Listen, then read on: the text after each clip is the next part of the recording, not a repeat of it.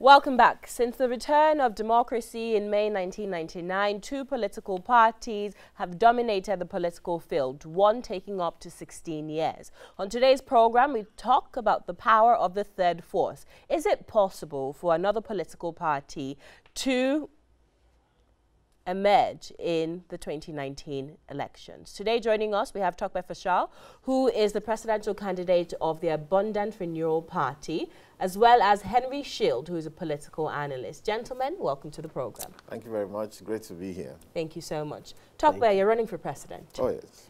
Under the platform of the ANRP.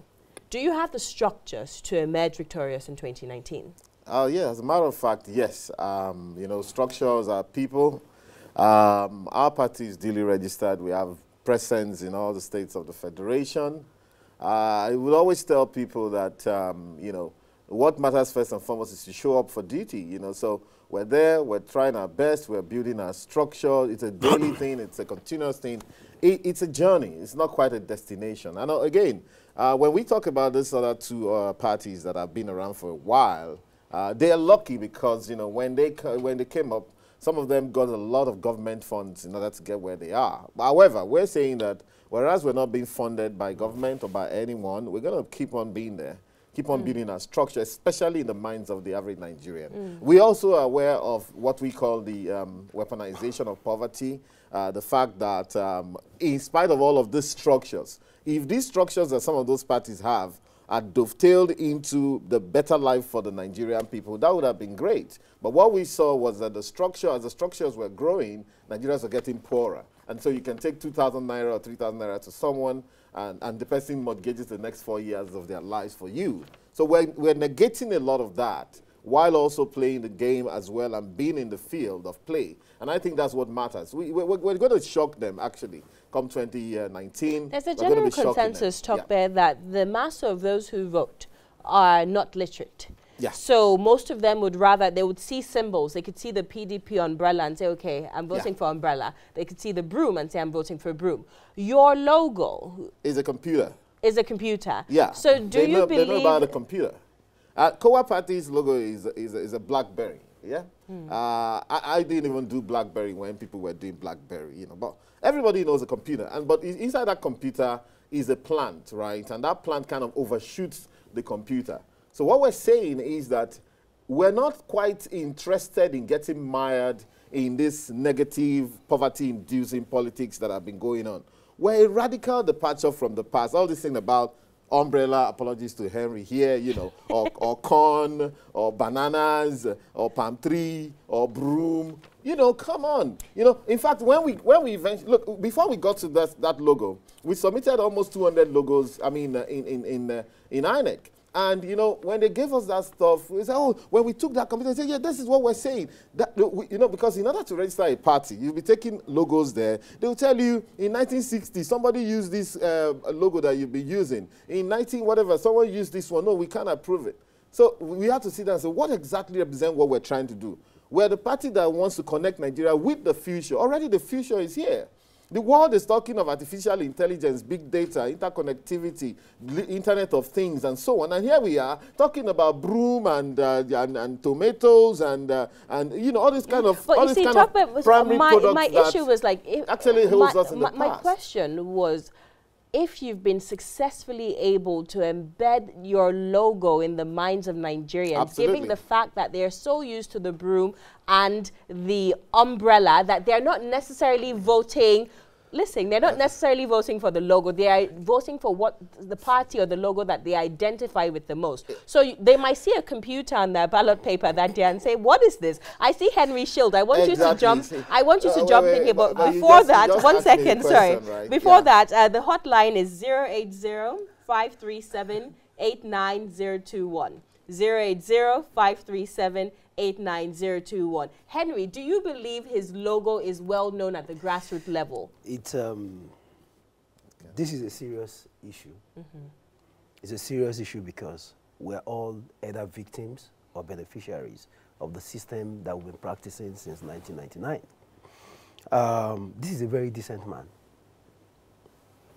A decent man. But is the Nigerian system ripe enough to embrace the ideology behind this party. The truth of the matter is you have 76 days to the next presidential election. It's not possible. That's right, the sir. sad truth. It's not possible for him to come to my village in Asia, here at the local government, and get one vote. It's not possible. It's not because they don't have the right message. No. But our system is a peculiar one. He said something, you take 3,000 naira to an individual, and the person mortgages 4 years. It should worry us. We should look beyond the ephemeral, okay, oh, PDP, APC. We should look at engaging these things that actually bother us. 60 years after independence. We gained independence in 1960. This is 2018. We have only been able to generate 5,000 megawatt of power. We should be worried about the serious things, not which party. I'm not, I'm a PDP. I'm a financial member of the PDP. I'm a core PDP member. And I will say the truth. We need to start challenging the system.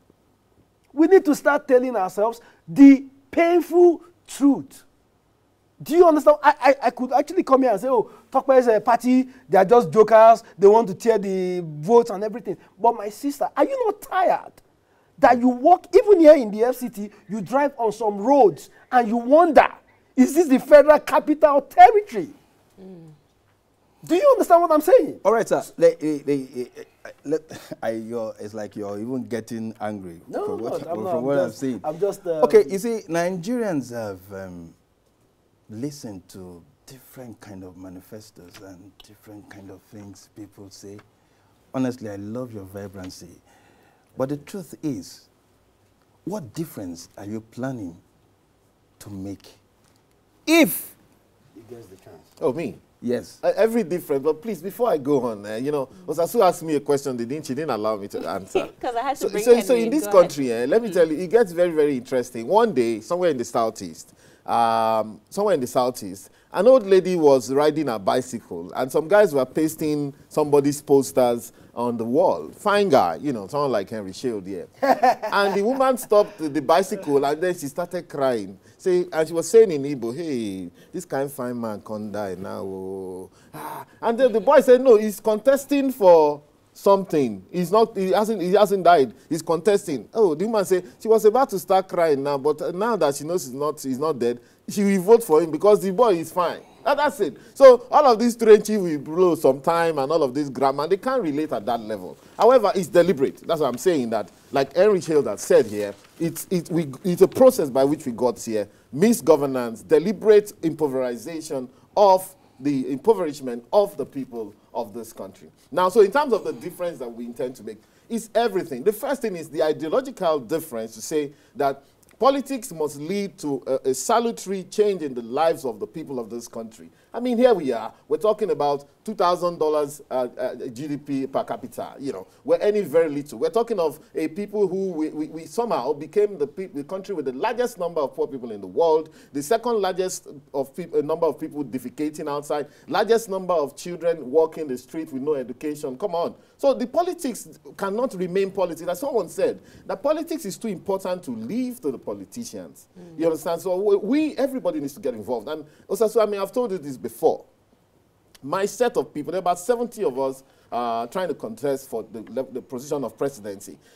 There's a reason for that. I would say, and I've told some of my guys on that same level before, that this work of presidency is not one man's work. It's great that there are 70 of us with this weight on our shoulders running all over the place. 3 of us were here yesterday. When we left here, Fela went to Jos, Byron went back to maybe Ibadan or somewhere. You know, everybody is working. And that's the kind of thing. So we need to change the rhetoric. So to change the lives of the people economically, the society, the politics of this country, everything needs to change. And that's what I bring on board, actually. You know, the kind of ideas we have out of the box so that it will be said, by 2023, a lot more people will be getting involved in the policies of this country. Let everybody get involved, everybody that has a good idea, and let that politics be positive. So is that your goal? So is your goal for 2023? No, the goal is 2019, you understand? But the goal is even, look, it's something that could have started since yesterday. I mean, I look at myself and I wonder why I didn't do this in 2015 or even 2011. I mean, come to think of it, Buhari was running this country at 39. I'm 47. Why did I wait this long? But now that we're getting involved in it, you see that the rhetoric is changing. In fact, for example, I mean, I had my manifesto out about 6 months ago. Very detailed. Someone called me, Adora called me yesterday, who used to present on AIT. So I looked at the manifesto, it's fantastic. Because we put our manifestos out, you can see that Atiku had to go and work on a document. He said he's been working on it for 24 months. Buhari had to bring out a document. The same Buhari that brought out, their document 4 years ago and later denied that they did not bring out any document. Like Mohammed said, they did not promise Nigerians anything. And I wondered, okay, why did Nigerians vote for you? On what basis? How can you say you didn't promise anything? It's such an insult. But now they realize that they have to do the work because we're going to put them on their toes. Nigeria must change starting now. All right? And everybody must contribute, and that's why we're here. Okay, godfatherism Yes. is one issue that has kept Nigeria where Nigeria is today. Yes. We could have a presidential candidate or a president who is willing to change Nigeria, but because of godfathers and other people, they influence the president. So the question I'm putting to you now is, the question I'm putting to you, Mr. Tokwe, right now is, I'm sure you have people who are fronting you.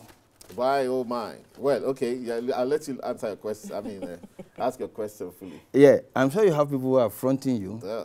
And if you have those people who are fronting you, how am I sure those guys are not going to influence you when the time comes? Well, let me say, I'm running a very peculiar campaign, seriously. When we even started, I reached out to a few friends and some friends and so on. You know, some people chipped in here and there, little kind of money and so on. You know, I put that together. After a while, I stopped asking anybody for money, and I will not ask any of them.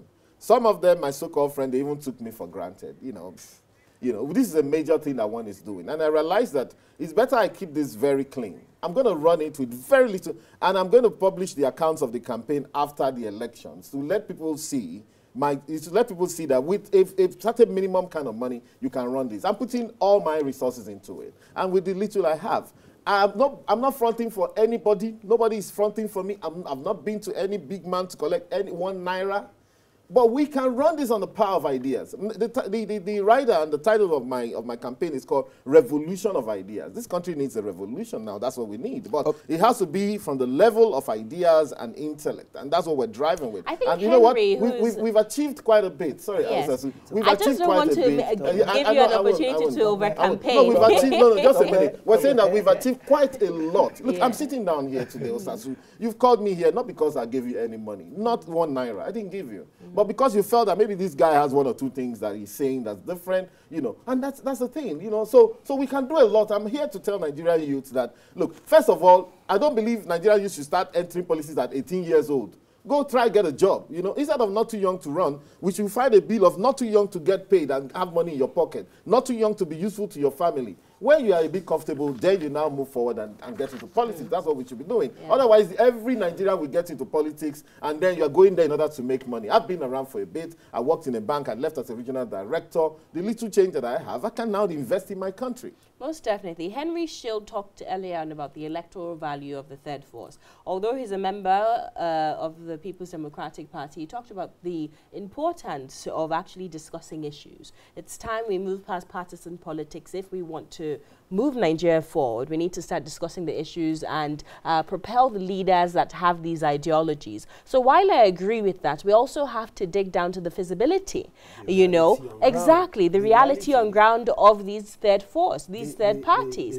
So today, Henry, as things are presently constituted, do you believe that a third force in this 2019 general elections, do you believe that a third force can emerge in the 2019 polls? The truth of the matter is 2019 is between General Muhammadu Buhari and Alhaji Atiku Abubakar. That's the reality, the sad reality. 2019 elections, 76 days from now, the contest for the rulership, the management of Nigeria is between the APC and the PDP. That's the reality that we have. We will get to a point where those two will be threatened But the reality today is, if you're not voting for an article, you are indirectly supporting the continuation of this government. If you're not. And so by voting for a Tokpe, you are supporting a Buhari. If you vote for a Tokpe, you understand. When I said Tokpe is a decent man, I didn't say it lightly. I mean it, and I'm going to work with men like this. We have to get the best of us to provide an alternative to what we have. But you're telling Nigerians not to vote for a decent man. No, but what I'm saying is, Tokpe doesn't have polling booth agent in my village. That's your village. You get to that. Do you understand what I'm saying? And the reality is, the Nigerian political system, there are certain things that you need to be able to say you are a contender. An article doesn't need to be explained, introduced in any family in Nigeria. Atiku is a match for the present government. You don't go to any family today and say, oh, okay, they'll be asking you who is Atiku. No one will do that. And that was why we supported his emergence as the candidate of my party. He is the one that can give this government a run for its money. Do you understand what I'm saying? Now, if you come to maybe Ogbomosho in Oyo State, and you say, oh, there's a decent man called Tokpe Fasua, who is running on the platform of ANRP. Believe me, if you interview 100 people, 95 of them will ask you, who is he? Which party are you talking about? So let's first of all get this country back from where it's been in the last 3.5 years. The types of Tokpe will come in when we've ascended, when we've got into a level, not when we are still battling as the capital, the poverty capital of the world. We are in the red zone. Isn't it now that we need intellectuals to join politics? Listen, it will come in. Let me tell you what's going on. The reality is, if you're not strong, and when I mean strong, is you need to be a contender that when you speak, the international community listens. When you speak, the security architecture in Nigeria listens. The security community listens. The intelligence community listens. You need to be a contender. The people that can challenge Buhari are not people who will speak and their neighbors don't know. You need to speak and INEC will shiver. You need to speak and INEC will consider, oh, we cannot do this, we cannot do that. President Buhari is not Jonathan. I have been telling the PDP, President Buhari is not Jonathan. Jonathan is the man who doesn't care that, oh, even though his own, didn't work, he still continued and continued until he voted. That's not President Buhari. We have a danger on our hand, a dangerous situation on our hand that everyone needs to come together. First of all, let's even get democracy back. The Adeyanju is my friend. He's currently in Kefi prisons. Because he spoke, not even that he spoke, he went to the police headquarters to do a protest. He had not even started the protest. He was just sharing the banners. They bundled him, took him to court. He's been in prison. We provided the shorty ship, all the documents they needed. In the last 2 days, they've not released him.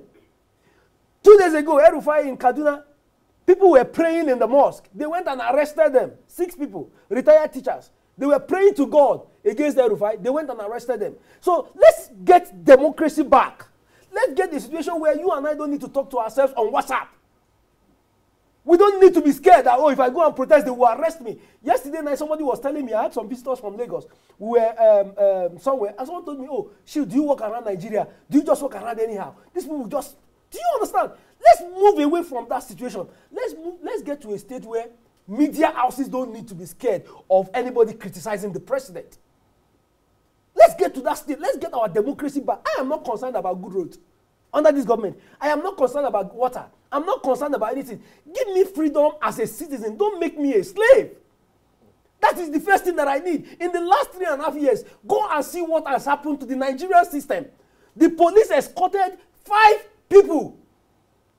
The Nigerian police escorted 5 human beings into the Akwa Ibom House of Assembly to go and impeach the speaker.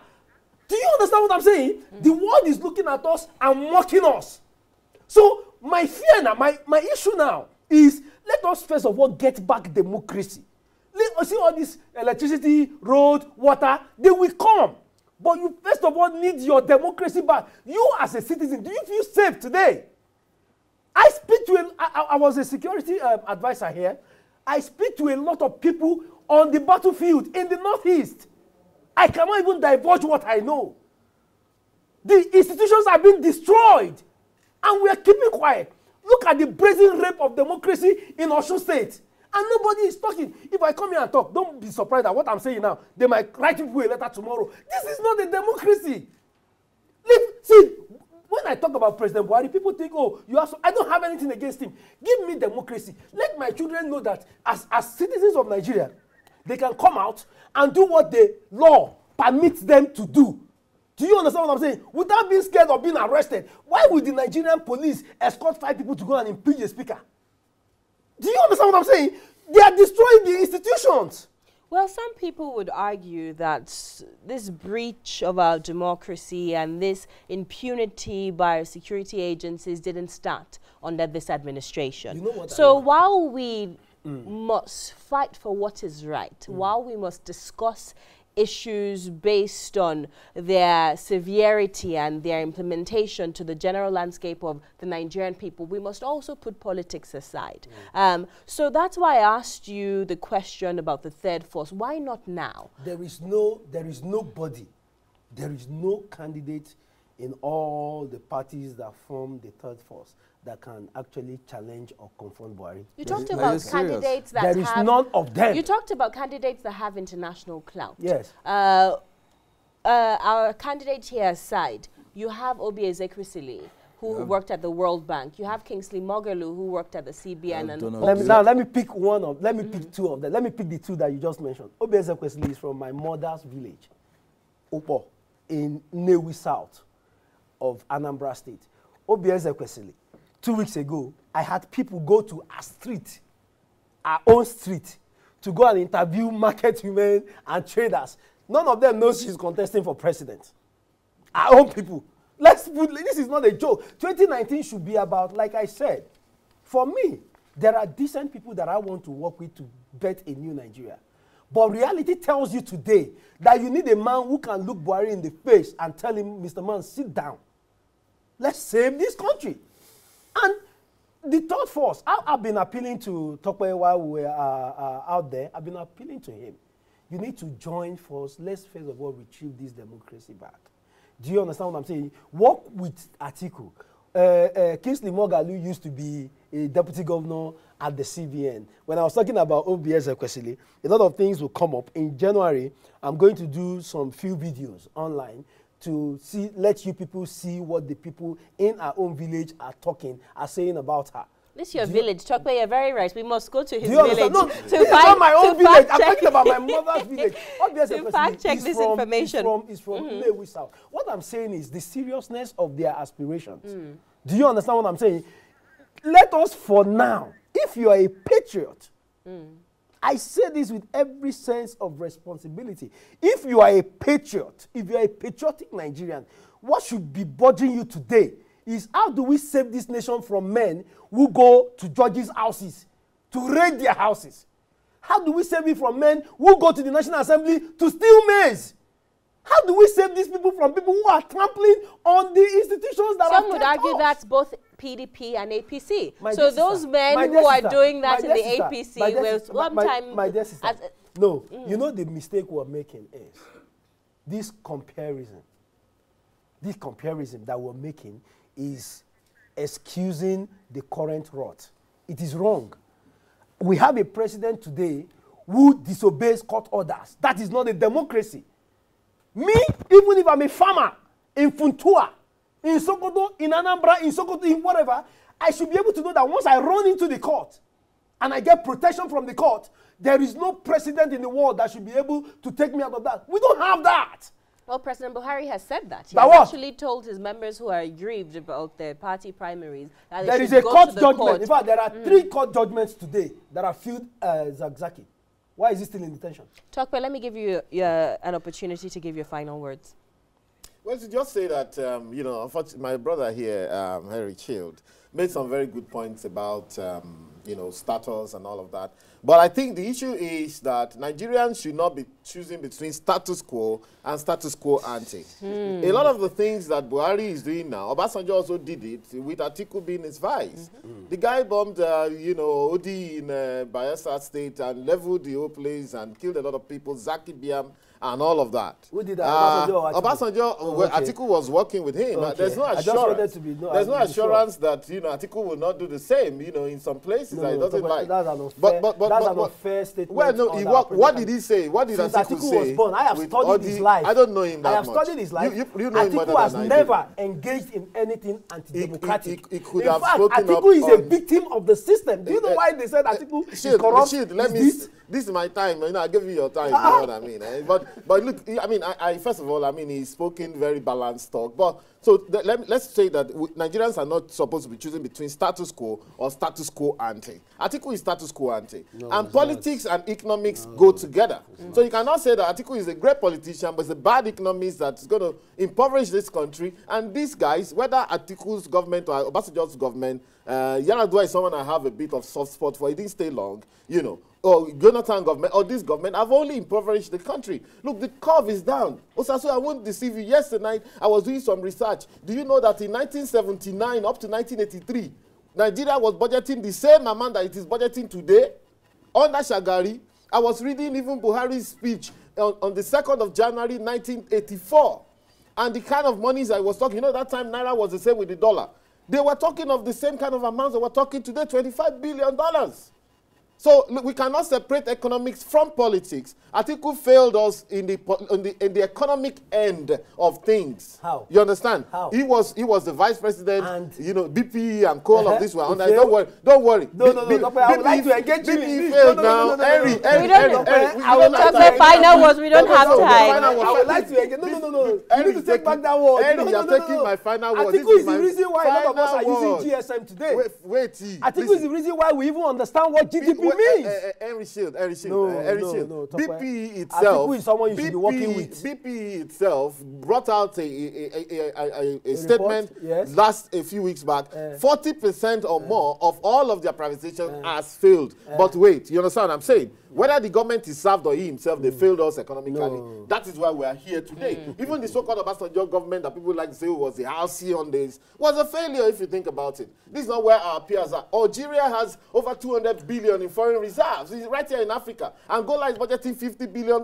South Africa is budgeting $155 billion. They have fewer people than Nigeria has. So they say that, look, we don't have to be having worked in World Bank. I'm not impressed with even all this World Bank and all of those people things. Or UN and all of that. We will make our revolution happen right here in Nigeria. You'll be shocked. And with the power of our ideas and the power of our innocence, the power of our passion, the power of our energy, you will see that we are the ones that we have been waiting for. We are the ones that will make the change in this country. And we're going to ensure that we give these two guys who think they are big people, we're going to give them a very hard time in this upcoming election. Nigeria will never remain the same again. That I can assure you. Talk by Henry. Let me round up my own. We ran out of time. I will also be 30 seconds. Yeah, 30 seconds. There's this rumor that has been trending on social media that most of the third force candidates are being sponsored by the villa. It's ripe. It's all over the social media. I believe there are some of them that are decent, but I truly believe that some of them are working for the government. Now the issue is people like Tope need to sieve their members, you understand, the third force members, and know those who are not reporting them to the villa. But for 2019 election, Tope, I am pleading with you on national TV. Let's join hands and get Nigeria working again. Tope Henry, thank you so much for your time. Please let people vote for the computer party. Anywhere you see computer, once you see umbrella, just go on the umbrella. All right, gentlemen, thank you so much. We'll take a break right now. When we return, the sports segment of the weekend show. Don't go anywhere. Odiri is coming to you next.